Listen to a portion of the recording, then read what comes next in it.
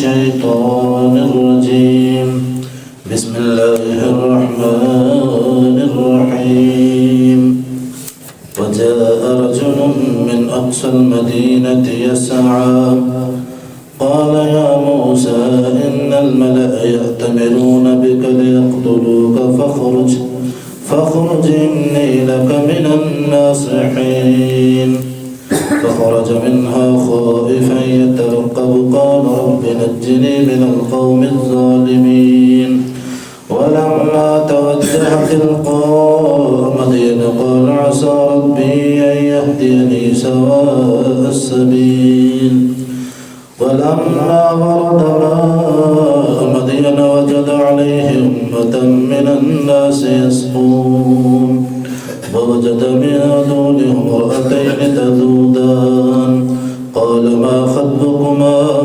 قالتا لا نسقي حتى يصدر الرعاء وأبونا شيخ كبير.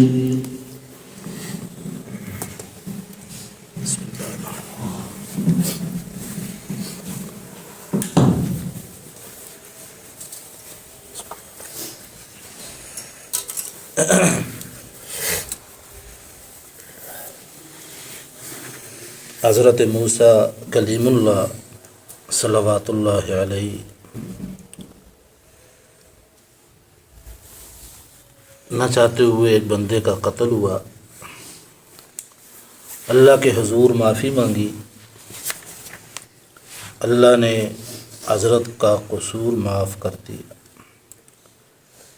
پچھلے سبق میں یہ بات گزر چکی ہے. قتل کی تفتیش ہوئی تو پتہ چلا کہ حضرت موسیٰ علیہ السلام سے قتل ہوا. ارباب حکومت سر جوڑ کے بیٹھ کے کیا کرنا چاہیے، تو اجلاس کے اندر طے پایا کہ قتل کے بدلے موسیٰ کو قتل کیا جائے گا. تو اللہ تعالیٰ نے سبب بنایا، اسی مجلس میں سے ایک آدمی کے دل میں رحم ڈالا. اس آدمی کا نام تفسیروں میں حزقیل لکھا ہوا ہے. کیا لکھا ہوا ہے جی؟ حزقیل. یہ آدمی فرعون کا قریبی درباری تھا. بعد میں اس آدمی نے موسیٰ علیہ السلام کا کلمہ پڑھا. پارہ نمبر 24 میں آپ جائیں گے، وہاں پہ اس کی تقریر جو اس نے پارلیمنٹ میں کھڑے ہو کے کی تھی، وہ پوری تقریر اللہ تعالیٰ نے قرآن میں بیان فرمائی. اور قرآن نے اس کو کہا رجل مؤمن، ایمان والا مرد. بہرحال یہ دوڑتا دوڑتا موسیٰ علیہ السلام تک پہنچا اور اس نے آ کے کہا جی حضرت، آپ کے قتل کے حوالے سے فیصلہ ہو چکا ہے، آپ کو قتل کیا جائے گا. آپ یہاں سے چلے جائیں، میں آپ کا خیر خواہ ہوں. میں آپ کا کیا ہوں جی؟ میں آپ کا خیر خواہ ہوں، آپ یہاں سے تشریف لے جائیں. اب حضرت موسیٰ علیہ السلام سوچ رہے ہیں کہ یار جانا کدھر ہے. اس سے پہلے کبھی کہیں جانے کا اتفاق نہیں ہوا. تو اللہ تعالیٰ نے دل میں بات ڈالی کہ آپ مدین چلے جائیں. کہاں چلے جائیں جی؟ مدین شہر کا نام ہے. مدین بن ابراہیم علیہ السلام کا ایک لڑکا تھا جس کا نام تھا مدین، جو اسحاق علیہ السلام کا سکا بھائی تھا. اس لڑکے کے نام پہ ایک شہر آباد تھا جس شہر کا نام کیا تھا جی؟ مدین. کا آپ وہاں تشریف لے جائیں. اور بعض علماء فرماتے ہیں کہ اس شہر میں حضرت موسیٰ کے رشتہ دار رہتے تھے، برادری والے رہتے تھے، اس لیے وہاں جانے کا ارادہ کیا. تو اب ڈرتے ڈرتے وہاں سے حضرت موسیٰ چل پڑے. قرآن کہتا ہے فخرج منها خائفا، ڈرتے ڈرتے. تو پیغمبروں پر بھی طبعاً خوف ہوتا ہے. کیا ہوتا ہے جی؟ پیغمبر خوف سے پاک، کھانے سے پاک، سونے سے پاک. اسلام ایک ایسا دین ہے جو ہر ایک کو اس کی جگہ دیتا ہے. اگر پیغمبر کو اللہ کے ساتھ ملا لیں پھر دین کا کباڑا ہو گیا. کیا ہو گیا بھائی؟ اگر ہم یہ کہیں جیسے اللہ تعالیٰ ہر خوف سے، ہر قسم کے بیماری سے، حوادثات سے پاک ہے، تو پیغمبر بھی پاک ہے، پھر پیغمبر اور اللہ میں فرق بولے بھائی؟ یہ اس لیے یہ شک پیدا ہوتے ہیں کہ ہم اس چیز کو نہیں دیکھتے، قرآن کو ہم بولیں نہ اس کا مطالعہ کرتے ہیں، نہ اس کا ہم ترجمہ پڑھتے ہیں، بس پیر صاحب نے جو کہہ دیا وہ سب کچھ ٹھیک ہے۔ وہ کیا ہے جی؟ اب ماشاءاللہ جو حضرات درس سن رہے ہیں ان پر ہر چیز واضح ہو گئی ہے۔ اب ڈرتے ڈرتے وہاں کس چیز کا ڈر تھا؟ فرعون کا خوف تھا۔ کس کا خوف تھا بھائی؟ بولے تو اگر فرعون کا خوف ہو گیا تو کیا ہے؟ یہ نبوت کے منافی ہے؟ یہ نبوت کے منافی نہیں ہے۔ ٹھیک ہے، میں کتنی مثالیں آپ کو اور بھی دے سکتا ہوں لیکن وقت نہیں ہے۔ وہاں سے ڈرتے ڈرتے حضرت نکلے اور ساتھ دعا مانگی کہ میرا اللہ مجھے ظالموں سے نجات دے گا، میرا اللہ مجھے، اے اللہ مجھے ظالموں سے نجات عطا فرما۔ اب فرعون نے بھی اپنی پولیس بھیجی گرفتار کرنے کے لیے، لیکن وہ دوسرے راستے سے آئی اور حضرت موسیٰ دوسرے راستے سے نکل کے مدین کی طرف چل پڑے۔ ٹھیک ہے، نوجوانی کا زمانہ ہے، اس سے پہلے سفر بھی نہیں کیا، تو علماء لکھتے ہیں کہ 3 دن سفر میں رہے۔ کتنے دن بھائی؟ 3 دن مسلسل حضرت چلتے رہے، کھانے کے لیے کچھ نہ ملا تو پتے کھا لیے، ٹھیک ہے نا، اور چل چل کے پاؤں کے تلووں میں چھالے پڑ گئے، پاؤں کے تلووں میں کیا پڑ گئے؟ چھالے پڑ گئے۔ اتنا زیادہ حضرت نے یہ سفر کیا مشقت کے ساتھ۔ اچھا، اب چلتے چلتے مدین شہر کے باہر، جہاں سے شہر شروع ہوتا ہے اس کے باہر ایک کنواں تھا، اس کنویں تک پہنچ گئے۔ وہ کنواں مدین کے لوگوں کا تھا، وہ لوگ وہاں سے پانی بھرتے تھے، اپنے جانوروں کو پلاتے تھے، خود بھی بھرتے تھے۔ جب حضرت وہاں پہ پہنچے تو وہاں دیکھا حضرت نے کہ بہت زیادہ لوگ کھڑے ہیں بکریاں لے کے جانوروں کو پانی پلا رہے ہیں، ٹھیک ہے، اور وہاں پر حضرت نے وہی ظلم دیکھا جو ظلم مصر کے اندر ہو رہا تھا۔ ٹھیک ہے، وہ کیا ظلم تھا کہ 2 بچیاں وہاں پہ کھڑی ہیں اپنے جانوروں کو روک کے، اب وہ کنویں کے قریب نہیں آ سکتی، کنویں کے قریب وہ نہیں آ سکتی، باقی لوگ آ کے پانی بھر کے جانوروں کو پلا رہے ہیں، لیکن وہ 2 عورتیں وہاں پہ کھڑی ہیں، نوجوان بچیاں، جانوروں کو روکا ہوا ہے۔ تو موسیٰ علیہ السلام نے کہا یار یہ بڑا عجیب معاملہ ہے، عورت ذات کی تو مدد کرنی چاہیے، ٹھیک ہے، اس کا خیال رکھنا چاہیے، وہ کمزور ہیں، انہیں پہلے آپ پانی پلا لو تاکہ وہ اپنے گھر کو چلی جائیں۔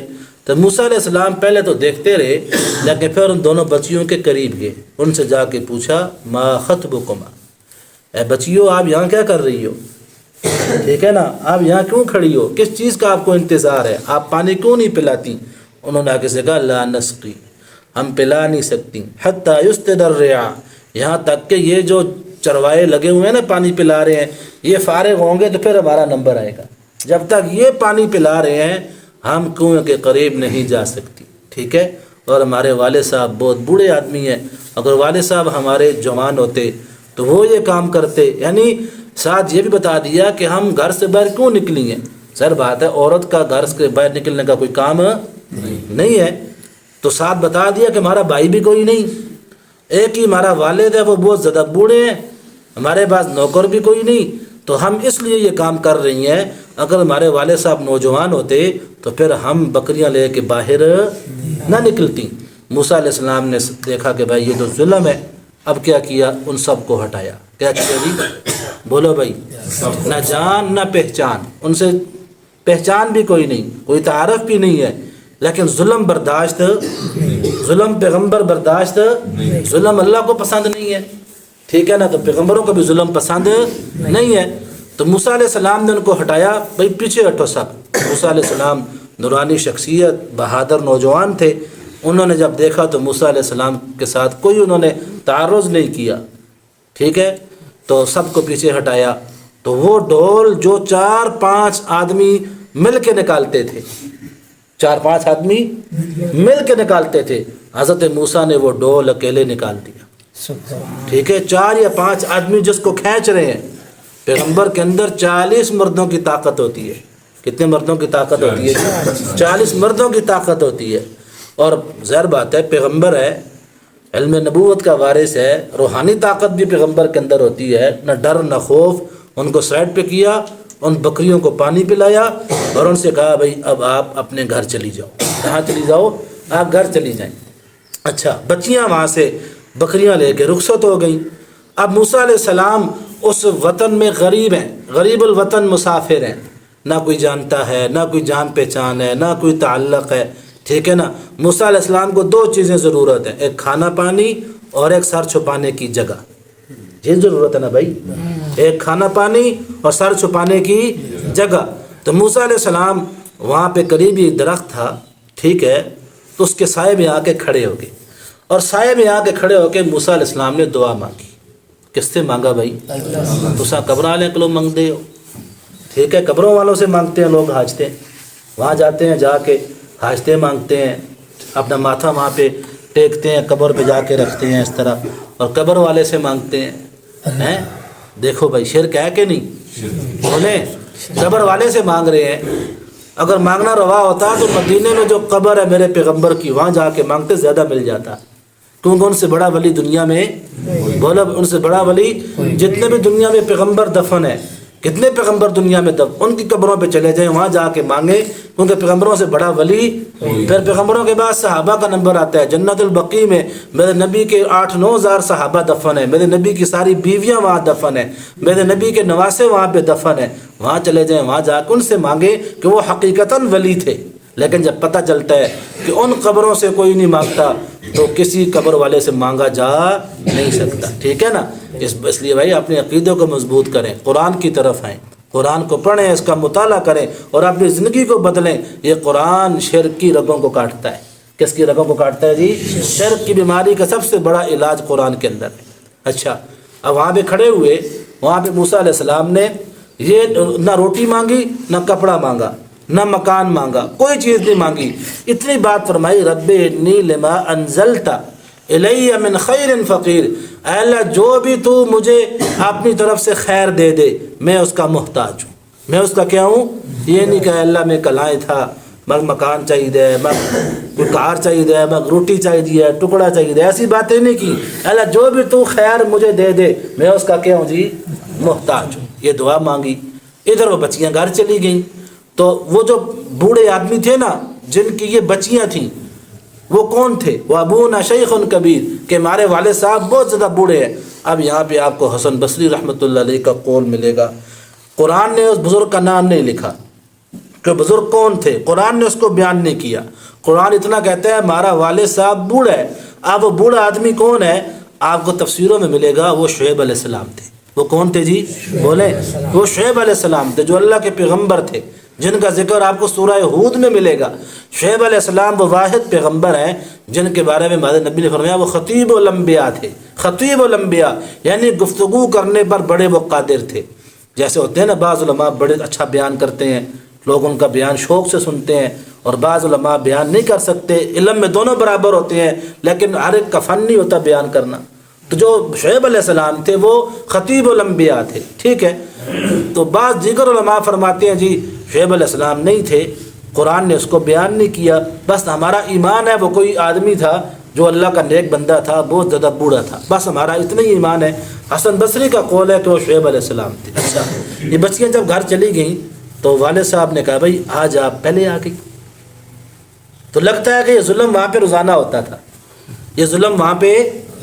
تو والد صاحب نے کہا بیٹا آج آپ پہلے آ گئے ہو، ویسے تو آپ گھنٹہ 2 لیٹ آتی تھیں، اس کی کیا وجہ ہے؟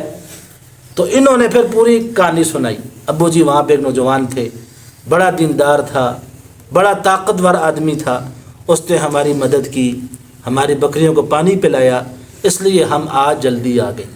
ٹھیک ہے. تو وہ شعیب علیہ السلام جو کہ پیغمبر تھے انہوں نے کہا بھائی اس بندے نے ہماری بچیوں کے ساتھ نیکی کی ہے، اس کو اس کا بدلہ دینا چاہیے. کیا دینا چاہیے جی؟ اب یہ ہونا بھی چاہیے. اگر کوئی کسی کے ساتھ نیکی کرے تو بندے کو چاہیے کہ ہمارے نبی کی حدیث ہے اس کو اس کا بدلہ دو. اگر بدلہ نہیں دے سکتے کم از کم اس کے لیے دعا کر دو یار. کیا کر دو جی؟ کیا کر دو؟ دعا تو کر دو نا کہ اس نے میرے ساتھ احسان کیے، نیکی کی ہے. آخری درجہ ہے کہ اس کے لیے دعا کر دو. ہم بھول جاتے ہیں ان چیزوں کو. ٹھیک ہے. اب کیا ہوا؟ انہوں نے کہا جی آپ اس طرح کریں، اپنی بچی سے کہا بیٹا تم جاؤ، اس نوجوان کو بلاؤ. کیا کرو جی؟ دعا کیا ہو گئی؟ بولو. دعا کیا ہو گئی؟ نقد قبول ہو گئی. ٹھیک ہے. کہ جاؤ اور جا کے اس نوجوان کو بلاؤ. کیوں بلاؤ؟ لیجزیک اجر ما سقیت لنا، کہ اس نے ہماری بکریوں کو پانی پلایا، ہم اس کو بدلہ دیں گے، ہم اس کو کیا دیں گے؟ اچھا اب یہ ان دونوں بچیوں میں سے ایک بچی آ گئی، ٹھیک ہے، وہ بچی آ گئی، قرآن اس کو اس کے آنے کی چال کو بیان کرتا ہے، قرآن اس کے آنے کے انداز کو بیان کرتا ہے، قرآن اس کی گھر کی دینی تربیت کو بیان کرتا ہے کہ وہ بچی کس طرح چل کے آئی، ٹھیک ہے نا، اس کے چلنے کا انداز اللہ کو اتنا پسند آیا، اللہ نے اس کو قرآن کے پاروں میں جگہ دے دی، ٹھیک ہے، قرآن اس کو بیان کرتا ہے فجاءتہ احداہما تمشی علی استحیاء، ان دونوں بچیوں میں سے ایک بچی آئی حیا کی پوری تصویر بن کے، کیا بن کے؟ آپ کو تفسیروں میں ملے گا، بعض علماء اس کا معنی کرتے ہیں وہ بچی حیا کی سواری پہ سوار ہو کے آئی، یعنی خود بھی حیا والی تھی اور جو سواری تھی وہ بھی کیا تھی جی؟ اتنی حیا کے ساتھ چمٹ کے، زمین پہ چمٹ کے، آنکھوں کو نیچا کر کے، ٹھیک ہے نا، بڑے نرم نرم انداز سے وہ بچی چل کے آئی۔ تو عورت کو ہونا بھی ایسا چاہیے، ٹھیک ہے نا، مٹک کے چلنا، اپنی زینت کو ظاہر کرنا۔ جو عورت خوشبو لگا کے باہر نکلتی ہے، جس مرد پر اس کی خوشبو پڑے گی اس عورت کو زنا کا گناہ ہوتا ہے، یہ حدیث ہے۔ کون سا گناہ ہوتا ہے جی؟ کبھی ہم نے سوچا ہی نہیں ہے، کبھی ہم نے اس پہ ہمارا ذہن نہیں جاتا کہ ہماری بہو بیٹی اپنے بچیاں جو ہے خوشبو لگا کے باہر نکل رہی ہیں، ہمارا ذہن نہیں جاتا، کھلی چھٹی ہم نے دی رکھی ہوتی ہے، ٹھیک ہے نا، ان چیزوں کا خیال رکھنا چاہیے۔ اچھا بچی آ گئی، اس نے آ کے حضرت موسیٰ سے کہا جی ان ابی یدعوک، ان ابی یدعوک لیجزیک اجر ما سقیت لنا، میرا ابا جی آپ کو بلا رہے ہیں تاکہ آپ کو بدلہ دیں جو آپ نے ہماری بکریوں کو پانی پلایا۔ تو موسیٰ علیہ السلام کو وہاں کیا چاہیے؟ گھر چاہیے، کھانا چاہیے، سر چھپانے کی جگہ چاہیے۔ تو موسیٰ علیہ السلام اس بچی کے ساتھ چل پڑے۔ کیا ہوا جی؟ لیکن اس کو یہ کہا کہ آپ نے میرے آگے نہیں چلنا، آپ نے میرے پیچھے چلنا ہے، ٹھیک ہے نا، جس طرف مجھے مڑنا ہوا مجھے آپ نے پتھر مار کے بتا دینا ہے، ادھر مڑنا ہوا ادھر پتھر مار دینا، ادھر مڑنا ہوا ادھر مار دینا، میں اس اعتبار سے راستہ طے کروں گا، ٹھیک ہے، آگے نہیں چلنا کہ آگے چلوں گا ہو سکتا ہے میری نظر پڑے، ٹھیک، اتنی احتیاط ہے۔ کیا جی؟ دونوں نوجوان ہیں، دونوں اکیلے ہیں، جنگل کا سفر ہے، ٹھیک ہے نا، مجال ہے کہ شیطان قریب آئے۔ اب انہوں نے دونوں یہ سفر طے کیا، چلتے چلتے وہاں پہ پہنچ آئے، عشاء کا وقت ہے، عشاء کا ٹائم تھا۔ جب وہاں پہ پہنچے تو اب دیکھیں دونوں پیغمبر ہیں، دونوں کیا ہیں جی؟ شعیب علیہ السلام بھی پیغمبر ہیں اور موسیٰ بھی کیا ہے، لیکن نہ موسیٰ جانتے ہیں کہ یہ شعیب علیہ السلام ہے، نہ شعیب علیہ السلام جانتے ہیں کہ یہ موسیٰ ہے۔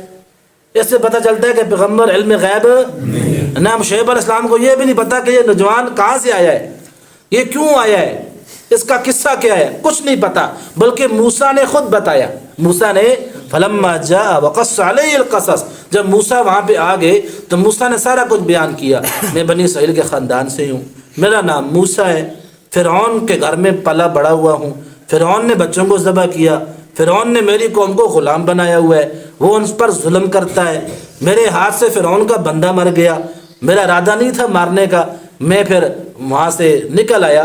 شعیب علیہ السلام نے فرمایا آپ گھبراؤ نہیں، آپ نے ظالموں سے نجات پائی ہے، فرعون یہاں پہ نہیں آ سکتا، فرعون یہاں پہ، آپ گھبراؤ نہیں، ڈرو نہیں، آپ یہاں پہ رہو میرے پاس، آپ کو ٹینشن نہیں ہونی چاہیے۔ اچھا اب کھانے کا ٹائم ہے، کھانا کھایا، تو کھانا کھاتے کھاتے وہاں سے جو فارغ ہوئے، اب ان دونوں بچیوں میں سے ایک بچی وہاں پہ کھڑی تھی کھڑکی کے پیچھے، پردے کے پیچھے، اس نے کہا ابو جی ہمیں ایک مزدور چاہیے، ہمیں کیا چاہیے؟ ہمیں ایک مزدور چاہیے جو گھر کے کام کرے، بھائی ہمارا کوئی نہیں ہے، آپ اس نوجوان کو مزدور رکھیں۔ کیا رکھے جی؟ اور ساتھ یہ کہا کہ مزدور ایسا ہونا چاہیے جو طاقتور بھی ہو، امانت دار بھی ہو، یہ نہیں کہ ٹیلا ٹالا مزدور ہو اور چور چکا بھی ہو، مزدوری بھی کرے اور گھر کا سامان بھی چھپائے، ایسا آدمی مزدور بہتر ہے۔ مزدور وہ ہو جو طاقتور بھی ہو اور امانت دار بھی ہو۔ تو شعیب علیہ السلام نے کہا بیٹا آپ کو کیسے پتا چلا کہ یہ طاقتور ہے، آپ کو کیسے پتا کہ یہ امانت دار ہے؟ کہا ابو جی طاقتور تو اس لیے ہے، 6-7 آدمیوں کا پتھر اکیلے، ڈھول اکیلے نکالا ہے، طاقتور ہے۔ امانت دار اس لیے ہے کہ راستے میں مجھے پیچھے رکھا، خود آگے چلا اور مجھے کہا کہ پتھر مارنا بھی مڑ جاؤں گا، اس سے پتہ چلتا ہے کہ امانت دار ہے، کسی کی دھی بہن پہ بری نظر نہیں رکھتا، ٹھیک ہے نا، امانت دار ہے۔ اب شعیب علیہ السلام نے سوچا، بچی کی بات بھی سنی، کچھ اندازہ بھی کیا کہ اتنا اچھا مجھے داماد مل رہا ہے، تو ان سے کہا بھائی میرا ارادہ ہے کہ آپ میرے گھر میں رہو، میری خدمت کرو، میرے مویشیوں کو چراؤ، 8 سال تو میں ایک بچی کا آپ سے نکاح کر دوں گا۔ کیا کروں گا جی؟ بولیں کیا کروں گا؟ میں نکاح کروں گا۔ اگر آپ 10 سال میرے پاس رہو تو یہ بڑی اچھی بات ہے، ورنہ 8 سال آپ نے میرے پاس رہنا ہے۔ اگر آپ 10 سال رہیں تو زیادہ اچھا ہے۔ تو حضرت موسیٰ علیہ السلام نے ان سے فرمایا جی جو بھی 8 سال گزاروں 10 سال گزاروں میری مرضی ہے، ٹھیک ہے نا، آپ نکاح کرا دیں۔ اسی جگہ اللہ نے بندوبست کیا، شعیب علیہ السلام نے اپنی بچی صفورہ کا، کس کا بھائی؟ صفورہ، اس کا نکاح موسیٰ علیہ السلام سے کر دیا، ٹھیک ہے نا۔ اب موسیٰ علیہ السلام اسی گھر میں رہنے لگے، گھر داماد بن گئے، روزانہ جنگل جاتے ہیں، بکریاں لے کے جاتے ہیں، واپس آتے ہیں، اپنے سسر کی خدمت کرتے ہیں۔ کتنا سال وہاں پہ رہے جی؟ سعید ابن جبیر کی روایت ہے، جو عبداللہ ابن عباس کے شاگرد ہیں، موسیٰ علیہ السلام نے 10 سال وہاں بکریاں چرائیں۔ کتنا عرصہ جی؟ 10 سال بکریاں چرائیں۔ اب اس کے بعد کے کیا واقعات ہیں وہ انشاءاللہ اگلی قسط میں بیان ہوں گے۔ اللہ ہمیں عمل کی توفیق نصیب فرمائے، اور اللہ ہم سب کو نظرات کے نقش قدم بھی